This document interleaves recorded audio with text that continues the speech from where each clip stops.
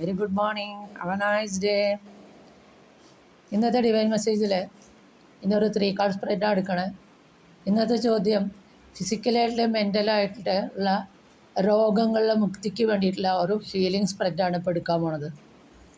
അപ്പോൾ ആദ്യത്തെ card, first card, എന്താണ് കറൻറ്റ് സിറ്റുവേഷൻ, അതല്ലെങ്കിൽ നമ്മൾ ലൈഫിൽ വരുത്തേണ്ട മാറ്റം, ദിനചര്യയിൽ വരുത്തേണ്ട മാറ്റം എന്താണെന്ന് നോക്കാനായിട്ട് ഫസ്റ്റ് കാർഡ് നോക്കുമ്പോൾ അത് ടവർ എന്നുള്ള കാർഡാണ് വന്നത്. ടവർ എന്നുള്ള കാർഡ് എന്ന് പറഞ്ഞാൽ മേജർ ആർക്കാന കാർഡാണ്, യൂണിവേഴ്സൽ ഡിസിഷൻ്റെ കാർഡാണ്. അപ്പോൾ ഇത് ഡെസ്റ്റിൻ്റെ ആണ്, സംഭവിക്കേണ്ടത് തന്നെയാണ്. അതായത് നല്ല രീതിയിൽ നടന്നു പോയിരുന്ന ഒരാളുടെ ലൈഫിൽ പെട്ടെന്ന് തൻ്റെ ജീവിതത്തിൻ്റെ അടിത്തറ തന്നെ ഇളകുക എന്നൊക്കെ പറയില്ലേ, അതായത് ഒരു കയോട്ടിക് സിറ്റുവേഷൻ വന്ന് ചേർന്നൊക്കെയാണ്. പക്ഷേ അതിലും യൂണിവേഴ്സിനെ വിശ്വസിക്കുകയാണെങ്കിൽ തീർച്ചയായിട്ടും നിങ്ങൾക്ക് ഒരു യൂണിവേഴ്സിൻ്റെ സഹായം ഉണ്ടായിരിക്കും.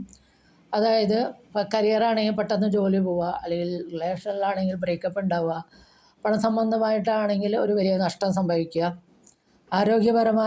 പരമാണെങ്കിൽ അതിലും വലിയ ഡിസീസൊക്കെ വന്നിട്ട് ശരിക്കും ജീവിതത്തിൻ്റെ അടിത്തറ ഇളകുക, അങ്ങനെയുള്ള ഒരു കയോട്ടിക് സിറ്റുവേഷനാണ്. പക്ഷെ പേടിക്കേണ്ട കാര്യമില്ല. ഇത് കഴിഞ്ഞാൽ വരണത് സ്റ്റാർ എന്നുള്ള കാർഡാണ്.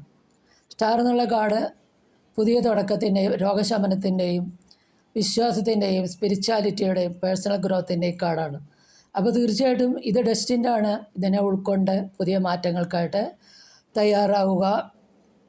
തീർച്ചയായിട്ടും പുതിയ മാറ്റങ്ങൾ വരും. പുതിയ തുടക്കം, വിശ്വാസം, സ്പിരിച്വാലിറ്റി, പേഴ്സണൽ ഗ്രോത്ത്, പുതിയ ഹോപ്പ്, തീർച്ചയായിട്ടും അതുണ്ടാവും. അതിൻ്റെ മാറ്റങ്ങൾ വരുത്താൻ വേണ്ടി ശ്രമിക്കുക. ഒരു ലൈഫിൽ ഓരോ ഡിസിപ്ലിൻ ഉണ്ടാക്കുക, എല്ലാ കാര്യത്തിലും ഒരു ചിട്ടയോടുകൂടി ഒരു ഘടന ഉണ്ടാക്കി മുന്നോട്ട് പോകണം എന്നുള്ളതാണ്. ഇതൊരു താൽക്കാലികമായ ടെമ്പററി ആയിട്ടുള്ള ഒരു ഇൻസിഡൻ്റായിട്ട് കണക്കാക്കി ദിനചര്യയോടുകൂടി മാറ്റങ്ങൾ വരുത്തി മുന്നോട്ട് പോകുക എന്നുള്ളതാണ്. പുതിയ പ്രതീക്ഷയോടുകൂടി മുന്നോട്ട് പോകുക എന്നുള്ളതാണ് ഈ കാർഡ് പറയുന്നത്.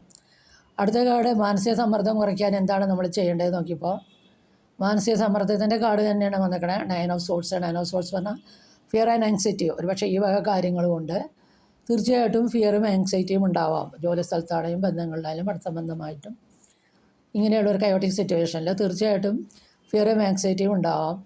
ചിലപ്പോൾ അത് അൺനെസസറി ആയിരിക്കാം. എന്ത് തന്നെ ആയാലും ആ മാനസിക സമ്മർദ്ദം കുറയ്ക്കാനായിട്ട് നമ്മൾ മെഡിറ്റേഷൻ ചെയ്യുക, പ്രാർത്ഥന ചെയ്യുക, യോഗ മുതലായ കാര്യങ്ങൾ ചെയ്യുക, വേണമെങ്കിൽ കൗൺസിലിംഗ് നേടാം.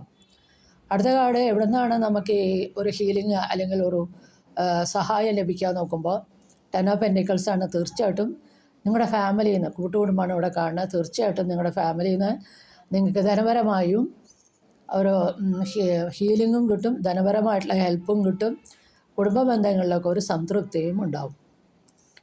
അപ്പോൾ തീർച്ചയായിട്ടും നിങ്ങൾക്ക് നിങ്ങളുടെ കുടുംബത്തിൽ നിന്ന് തന്നെ സഹായം ലഭിക്കും എന്നാണ് ഈ മൂന്നാമത്തെ കാർഡ് പറയുന്നത്, 10 ഓഫ് പെൻറ്റിക്കിൾസ് എന്നുള്ള കാർഡ് പറയണത്. അപ്പോൾ ഇതാണ് ടാരോയുടെ ഗൈഡൻസ്. ഇത് നിങ്ങൾക്ക് റെസനേറ്റ് ചെയ്താൽ please do subscribe, like and share. Thank you.